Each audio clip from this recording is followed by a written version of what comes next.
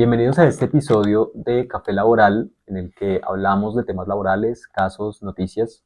Y el día de hoy tenemos un episodio especial porque estamos en la coyuntura de la reforma laboral, una reforma que fue muy difícil de aprobar, que requirió varias veces presentación del proyecto de ley. El proyecto fue archivado, se amenazó con una consulta popular, con algunos temas a aprobar. Al final se terminó resolviendo en la Comisión Cuarta del Senado un proyecto concertado con una gran cantidad de aspectos que el gobierno había propuesto, otros pues no fueron aprobados, como era de esperarse, pero en esencia se saca adelante pues un proyecto que parecía imposible y que se terminó aprobando con muchísimos de los puntos que el gobierno de Gustavo Petro había propuesto incluso desde la campaña. Esta reforma pues es como, dicen algunos, una especie de contrarreforma de lo que habían sido las de los años 90 y la del año 2002 puntualmente, que algunas personas señalan que habían sido para recortar derechos de alguna manera. Y creo que el gobierno Petro fue muy insistente en decir que en esta reforma devolvemos los derechos que se recortaron, pero esta reforma también incluye otros puntos. ¿Sí? Se concentró mucho la discusión en que sí, se recuperaba un recargo dominical al 100%, que la jornada nocturna volvía a contar desde las 7 de la noche y no desde las 9, pero también se han implementado otros puntos que se aceptaron desde el sector empresarial y que han pasado un poco desapercibidos en esta discusión. Y ese era el objetivo pues, del episodio de hoy, ¿no? Como discutir un poco cuáles puntos se aprobaron, los más importantes, pero también estos que no fueron tan sonados y que, digamos, fueron objeto de concertación en el Congreso. ¿Cómo estás, Mónica? Hola, gracias a todos por escucharnos, por vernos. Efectivamente, Daniel, hoy queremos abordar tópicos puntuales de la reforma laboral. Muy interesante, está en pleno furor, nos interesa a todos los empresarios, nos interesa a todos los trabajadores conocer cómo va a ser el desarrollo de esta regulación muy importante que se hace en el Congreso de la República, que en medio de todo salió, como decías tú, después de tantos intentos, casi que en un término récord. También pienso yo impulsada por toda la situación política que venía con el tema de la consulta popular que llevó al Congreso a tomar la decisión de asumir esta reforma, esta ley, sin la incidencia del Ejecutivo. Entonces, ahí esa parte política me parece que colaboró mucho a darle velocidad, a darle celeridad a que tuviéramos esta reforma laboral, que tiene puntos, como tú bien lo decías, que vienen desde la propuesta inicial del gobierno, pero también desarrolla otros y suavizó ciertas situaciones que no, en las cuales el gremio empresarial no estaba muy de acuerdo. Entonces, como que hubo una conciliación, pienso yo, frente a toda ese gran paquete que se traía para reforma, se empezó a conciliar y pues vemos que el Congreso sí puede legislar, que efectivamente sí se puede mover cuando hay una voluntad política impulsada por los factores que sean. Y ese es un punto realmente muy importante que me sorprendió gratamente del Congreso frente a esta reforma. Pensaba que se iba a acabar el periodo presidencial y no iba a salir el periodo del Congreso, pero no. Se hizo y de pronto no será perfecta y no traerá todos los puntos que efectivamente quisiéramos que tuviera, pero, pero sí es un avance en muchos aspectos de los cuales pues podemos hablar el día de hoy. Algunos de los puntos que llamaron más la atención, digamos, por su rápida aprobación, fue, por ejemplo, la creación del CREA. Y me gustaría que habláramos un poco de esto porque digamos que el mercado laboral colombiano ha tenido un problema histórico tanto en el desempleo como en la informalidad. Diría que son los dos fenómenos más urgentes de atender. De hecho, se comentaba mucho con ocasión de la reforma, pues que expedir una ley no era como la forma de atender estos dos problemas, pero el CREA termina siendo una medida que, digamos, muy interesante de cara a combatir la informalidad y el desempleo, justamente. y quería que habláramos un poco de este punto y de otros asuntos que están como pensados para estos dos fenómenos, como es el caso de la cotización por días para eh, Independientes. cotización para independientes y contratistas, como es el caso también de los aportes a seguridad social para trabajadores de plataformas de reparto, que se hace una división de que se cubre el 60% por el contratante, 40% por el contratista, y estas otras medidas que han ido muy, diría yo, en sintonía con un programa político que excede a la reforma laboral, que tiene que ver es con formalizar que eso se ajuste, digamos, con las nuevas disposiciones pensionales que hemos hablado en otros episodios, y que en esencia pues buscan un poco actualizar una legislación que ya venía, diríamos, quedándose corta para las nuevas demandas que se requieren en el mundo del trabajo y de pensiones. Entonces, pues, ¿qué nos podrías contar de estas medidas, especialmente del CREA? Bueno, el tema de la implementación de este CREA me parece que es muy interesante frente a que promueve, incentiva la contratación laboral eh, legal eh, y le proporciona a los empresarios eh, beneficios al contratar personas jóvenes y también personas mayores. Entonces, ese es un componente que me parece muy importante. En la pandemia tuvimos también esos incentivos que considero muchas empresas aprovecharon y tuvieron estas ayudas económicas por parte del gobierno en la contratación y que sirvió mucho desde el enfoque de género para las mujeres jóvenes. Y el CREA viene como retomando esos programas precisamente para incentivar y para mejorar eh, la contratación a través de estos beneficios tributarios y económicos, ¿no? Que es muy importante entrar a analizar de manera ya más puntual frente a si a mi empresa le sirve o no le sirve, pero sobre todo que implica entrar a contratar, entrar a pagar seguridad social para acceder a este tipo de beneficios. Entonces, ese punto es uno de los claves de la reforma que no se ve mucho, que no se publicita de manera suficiente, pero que es muy interesante entrarlo a ver.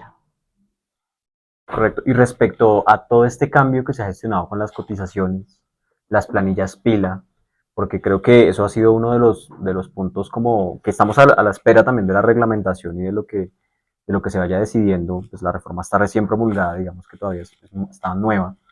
Eh, digamos que, ¿qué debería saber hoy un empresario que quiere, por ejemplo, cotizar por debajo del el mínimo para un trabajador o que tiene un contratista que va a cotizar por debajo del mínimo, que es una de las nuevas opciones que permite la reforma laboral?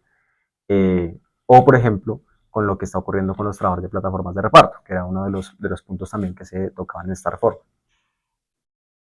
Frente al pago de seguridad social, me parece que lo innovador en la reforma es precisamente el poder pagar eh, por debajo del salario mínimo para trabajadores independientes, para los contratistas o trabajadores independientes cuando yo estoy cotizando. Para los dependientes ya se podía hacer porque se podía, en los aplicativos pilas, hay planillas establecidas para cotizar por menos días, por ejemplo, cuando la persona trabaja solo algunos días o algunas horas diferentes y que se le paga proporcional al salario mínimo frente a esas horas, entonces eso ya estaba establecido. Pero con la reforma, esa posibilidad se genera también para los trabajadores independientes. ¿Cómo se va a hacer? Creo que estamos pendientes ahí de la reglamentación y los aplicativos pilas son muy rápidos realmente en adecuarse porque tienen la tecnología, porque ya saben cómo viene siendo el manejo. Recordemos que para la implementación de la reforma pensional ya se había generado una resolución que impactaba la pila y sobre todo vinculaba mucho a Colpensiones para generar una base de datos y para hacer una cantidad de cálculos y de actualizaciones a fin de determinar para dónde iban los componentes de los aportes. Igual va a pasar con esta reforma y supongo que el ministerio en este momento está en la elaboración de esta reglamentación. La de la pila debe estar el Ministerio de Salud, en atención a que la resolución inicial de la pila fue proferida por el Ministerio de Salud. Pero pues esto es una situación gubernamental que deben estar regulando y organizando, precisamente porque, si bien sabemos que la ley trae unos postulados de obligatorio cumplimiento, todos estos aspectos técnicos diferenciados necesitan una reglamentación, necesitan un desarrollo para que sean efectivos. Entonces, en ese sentido, el gobierno, a través de sus ministros, a través de los ministerios y de todo el andamiaje gubernamental, debe expedir estos actos administrativos de carácter general que van a entrar a decirnos cómo se va a hacer efectivamente en la práctica, cómo se va a desarrollar la ley. Importantísimo que estos contratistas de prestación de servicios, que lo podemos hacer todo en algún momento, podamos cotizar así. Por ejemplo, los profesores que dictan cátedra, entonces tienen un contrato de prestación de servicios, dictan la cátedra 3 días y en vigencia de la ley anterior tienen que pagar todo el mes de la seguridad social. Entonces, eso puede convenir si uno está en tema de estar cotizando semanas para pensión o de subir su IBC, pero a no todo el mundo lo va a beneficiar y es un gasto, ¿no? Que muchas veces sale de los honorarios. Y eso traspolado pues a cualquier otra situación, ¿no? De que este contratista de prestación de servicios que necesita solamente pagar por unos días la seguridad social, ya se puede hacer. Entonces, ese punto importante. El tema, ¿cuál era el otro que me has dicho? De trabajadores de plataforma de reparto. Bueno, ese necesariamente hay que reglamentarlo y tienen que cuadrarlo muy bien las pilas porque aquí viene un asunto muy importante. Para los trabajadores de plataforma de reparto dice la ley que el contratante va a pagar el 60% del aporte a la seguridad social y el contratista, en este caso, yo le diría trabajador, entra a pagar el 40%. Entonces, aquí es importante saber cuánto es ese 40% de su ingreso mensual y de ese 40% tomarlo como un 100, sacarle el porcentaje de salud, 12.5%, 16% de pensiones, y ese es el valor que tendría que pagar solamente quien esté prestando estos servicios de reparto y la empresa asumir ese otro 60%. ¿Cómo se va a hacer en pila? Pues ya les digo, tendremos que esperar la reglamentación, pero me parece que ese avance es clave. Uno quisiera que tuvieran contrato laboral, ¿no? La realidad sociológica de esta labor es compleja y entonces en ese entendido pienso que el legislador hizo lo que pudo. Siempre se puede ser más, pero por lo menos el tema de garantizar seguridad social, importantísimo. Creo que es como un primer paso, digamos, de cara a establecer una regulación que seguramente se irá ampliando con el tiempo, pensando también en que estos trabajadores generalmente no están asociados a una única plataforma de reparto y que es ahí donde de pronto puede venir la discusión de a quién le va a tocar pagar ese 60% si este trabajador está vinculado a 3 o 4 plataformas de reparto al mismo tiempo. Creo que ahí habría un primer problema que ya veremos cómo se aborda directamente. Y la otra creo que tiene que ver con justamente si la reforma sí llega a consagrar una libertad en la contratación, porque creo que ahí sí se especificó el tema de 60-40 en el caso del aporte a seguridad social, pero no me parece que cierre la puerta a que se contrate con un contrato de trabajo al trabajador. No cierra la puerta, al contrario, la abre. Lo que pasa es que tenemos claridad que dentro de una relación laboral, el empleador es la parte fuerte o el contratante, en este caso. Y entonces aquí les da la posibilidad de que hagan contrato de trabajo o contrato de prestación de servicios según acuerden las partes. Como si el repartidor pudiera llegar a decir, bueno, yo elijo, no sé si en la realidad vaya a ser así, Yo elijo un contrato laboral, no sé, pensaría yo que la realidad es que la empresa le está diciendo todos firman el contrato de prestación de servicios y va a tener que asumir el pago de la seguridad social. Ahora, frente a la inquietud de que si tengo, si un repartidor tiene contrato con diferentes empresas, que es muy posible, ¿quién paga? Pues cada una paga según la producción, ¿sí? Según los honorarios que genere este contratista dentro de su organización. Entonces, claro, suponemos que cada una sería el salario mínimo, pero por eso mismo para los trabajos independientes ya no es necesario cotizar sobre el salario mínimo, sino que puede ser proporcional. Entonces, según lo que genere en honorarios este contratista, pues asimismo se va a hacer el pago de la seguridad social del 60 y del 40 según cada una de las aplicaciones en la cual se desempeñe o a la cual esté afiliado. Desdice de lo que es el contrato laboral claramente en ese sentido y por eso yo creo que van a ser muy pocos, si no ninguno, los contratos laborales que se van a celebrar ahí y se va a seguir manejando como prestación de servicios. Pero por lo menos ya hay un aseguramiento en riesgos importantísimos, riesgos laborales que no lo habíamos mencionado, que es lo que más tiene. Digamos Claro. que es una persona trabajando en la calle, en una moto o en una bicicleta, pues que el riesgo es alto, muy diferente a estar sentado en una oficina. Entonces, esa protección sí me parece que fue un avance. Correcto, Mónica. Otro de los puntos que comentábamos era relacionado con el auxilio de cesantías. Digamos que la cesantía es una Ujú. prestación que se paga de manera anual junto con los intereses y eso siempre había implicado una carga para los empleadores muy grande de tener que desembolsar, ¿cierto?, un salario al año justo antes del 14 de febrero al fondo, justamente un fondo que se constituyó para proteger a los trabajadores de quedar cesantes, de quedar sin empleo, de tener que hacer pagos para comprar o para mejorar vivienda o para educación. Y se aprueba en la reforma una medida que mensualiza esos pagos.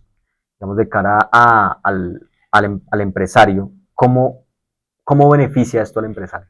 Porque no se disminuye el auxilio de cesantía, pero ¿qué impacto puede llegar a tener eso a nivel empresarial? Bueno, ahí es el tema de flujo de caja, ¿no? Eh, uno ve publicidad de los bancos que hacen préstamos en febrero para pagar cesantías. Entonces ahí mismo se da uno cuenta que no hay una apropiación presupuestal dentro de las empresas mensual para ese rubro, por diferentes cosas, porque los gastos son muchos, por desorden, por lo que sea. Y aquí pienso que la ley ayuda en ese sentido a que esa consignación se haga de manera mensual para que precisamente no sea el golpe en febrero hacer los pagos. Eso depende de las empresas. Muchas podrán decir, no, yo prefiero hacer esa apropiación y pongo esa platica en una fiducia, la pongo en un CDT y algo me producirá y al final solamente pago el valor de las cesantías y los intereses pues son el 1%, no sé. Pero hay esa posibilidad, de pronto para las empresas puede ser interesante entrar a hacer ese pago mensual y salen del problema. Entonces, sí facilita de pronto mucho el asunto para los empresarios, para los emprendedores que no manejan este tema del dinero, de las finanzas, de cómo pueden aprovechar mejor eh, sus ingresos y también de cómo estén las tasas en el mercado, ¿no? Puede salir económicamente mucho mejor haciendo la consignación. Entonces, importante, pero el interés de cesantía no se acabó. Entonces, igual hay que pagarlo. Si yo estoy metiendo esta plata todos los meses, estoy perdiendo de pronto la rentabilidad que puedo tener de otra manera para después pagar el interés de cesantía al trabajador. Entonces, pienso que es una medida interesante que puede beneficiar a algunas empresas y lo mejor que tiene es que es voluntaria. Entonces, eso genera ahí la posibilidad de que cada empresa tome su decisión. Listo, Mónica. Vamos a hablar de otro tema que fue uno también de los grandes cambios que tuvo la reforma laboral, que es todo lo relacionado con los contratos. Históricamente en Colombia tuvimos 4 tipos de contratos, uno prácticamente en desuso, y teníamos el contrato a término indefinido, término fijo y obra o labor. Eh, Uno de los puntos tiene que ver con la modificación de las condiciones de estos contratos, especialmente el contrato a término fijo, y otro tiene que ver con la inclusión de un nuevo contrato laboral, digámoslo de esa manera, no porque se haya creado, sino porque se cambió su clasificación, que es el del contrato de aprendizaje. Eh, ¿Qué es lo que pasó? Porque hay mucha confusión alrededor sobre, especialmente el contrato a término fijo, que antes pues teníamos una ley de la ley 50 del 90 y el respectivo pronunciamiento de la Corte Constitucional que nos decía, uno tiene toda la libertad contractual de suscribir un contrato a término fijo y renovarlo de manera indefinida. Y entonces eso generó como mucha discusión jurídica en su momento de, ¿cómo así? O sea, ¿es a término fijo o a término indefinido? Pero eso de que es a término fijo, pero dura toda la vida laboral, como que parecía algo extraño, como algo que no encajaba. ¿Cuál es el cambio entonces que queda ahora con la reforma laboral? Especialmente, digo, creo que acá todos tenemos muchas preguntas, tanto desde el sector empresarial como de los trabajadores. Como empresario, si tengo contratados trabajadores con contrato a término fijo, entra a regir la reforma, ahora qué me toca y viceversa, ¿no? Que yo como trabajador tengo contrato a término fijo hace un año o hace 20 años, entró a regir la reforma y no sé si estas disposiciones cambian mi situación o qué es lo que opera. Y me gustaría pues también, aprovechando que estamos hablando de este tema, un poco hablar del contrato de aprendiz escena, que ha sido también uno de los grandes victorias del gobierno, digamos, en esta reforma laboral. Si es un contrato de trabajo, ¿qué significa eso ahora con la implementación? Bueno, uno tenía como principio legal del derecho que el contrato a término fijo nunca se volvía a término indefinido. Esa era una máxima que aprendió uno en la universidad, clarísima, y ya se acabó con esta reforma laboral. Entonces, me parece que sí es importante, es interesante tener eh, claro que la regla general debe ser el contrato a término indefinido. A mí personalmente me gusta mucho, creo que tiene muchas ventajas. La reforma no cambió las indemnizaciones y entonces en ese sentido sigue siendo la indemnización a contrato a término indefinido para contrataciones no tan largas mucho más beneficiosa para el empleador. ¿Mm? Eh, Ahora bien, entrando en vigencia la ley, y si yo tengo un contrato a término fijo que lleva, por ejemplo, 3 años y ya no me queda sino uno y entonces dentro de un año mi contrato ya va a ser a término fijo, digamos que esas son unas, a término indefinido, perdón, entonces digamos que esas son los interrogantes que se está planteando la gente en este momento. O si llevaba más de 4 años a término fijo, o sea que el mío ya está a término indefinido, el asunto tendríamos que ver la vigencia de la ley en que esos contratos mayores a 4 años ya serían a término indefinido, pero eso no hay claridad y hasta tanto los jueces de manera particular en cada caso lo entren a resolver, no sabemos y no le podemos decir a los empleadores o no le podemos decir a los trabajadores si su contrato de esta manera se debe aplicar. Entonces, esa interpretación sí pienso que es muy importante que se reglamente de forma clara. Lo mismo los términos, los tiempos de interrupción, ¿no?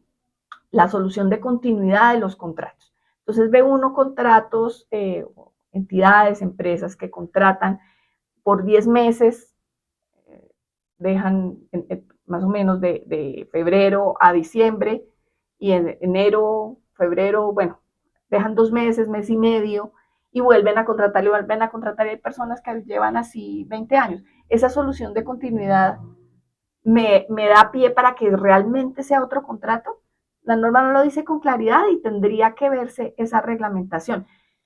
Claro, si eso está sucediendo durante 20 años y están dejando mes, mes y medio, 2 meses, pues yo entendería que claramente la idea es seguir el contrato, ¿sí? Que tenemos un interregno, que generalmente es de vacaciones, en el que no hay prestación del servicio y que en ese sentido se interpretaría que ese contrato puede tornarse a término indefinido, pero habría que entrarlo a determinar claramente a través de la reglamentación o a través de los casos particulares y la jurisprudencia. Los jueces son los que van a tener que decidir.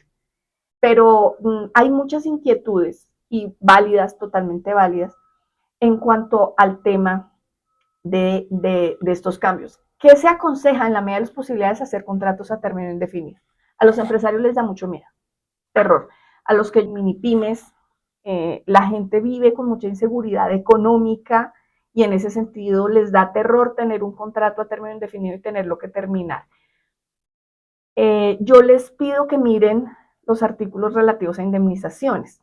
Se den cuenta que la indemnización del contrato a término fijo es altísima. Puede llegar a ser altísima precisamente por las prórrogas, ¿no? Entonces, en ese sentido, es bueno analizar desde ese punto de vista, pero siempre también teniendo en cuenta que si yo tengo un buen proceso sancionatorio, si tengo un reglamento interno de trabajo bien diseñado, pues no siempre voy a tener que pagar indemnización cuando quiero prescindir de un trabajador, sino que si hay una justa causa, precisamente puedo despedir a ese trabajador por una causal que esté establecida en el reglamento interno de trabajo o en la ley y no tengo que pagar indemnización. Entonces hay que analizar cada caso concreto, pero en general a mí me parece que no es desventajoso para las empresas que la regla general sea el contrato a término indefinido. Sí, ese punto yo lo leía como una manera, digamos, de superar ese problema que siempre había habido con la experiencia profesional, que me gradúo y no consigo trabajo. Y digamos que se han tomado no solo esta ley, sino otras también tendientes a reconocer pues esa experiencia y ahora pues con el cambio que introduce la reforma laboral, como nos vienes contando, esos contratos laborales pues ahora van a ser de mucho provecho, digamos, para los aprendices de escena. Mónica, vamos a dejar hasta acá porque hay muchos otros temas por discutir. Tenemos también las jornadas flexibles, los entornos flexibles y bienestar animal. Hay muchísimas cosas que se pactaron en esta reforma y que quisiéramos como visibilizar para que no se quede únicamente en estas discusiones más mediáticas para el próximo episodio. Entonces, a todas las personas que nos escuchan por Spotify, por YouTube, les agradecemos que nos dejen en sus comentarios sus preguntas, sus noticias, sus casos para poder analizarlos aquí en Café Laboral. Muchas gracias, Mónica. Gracias a ti. Y nos vemos en el siguiente episodio. Bueno, los esperamos.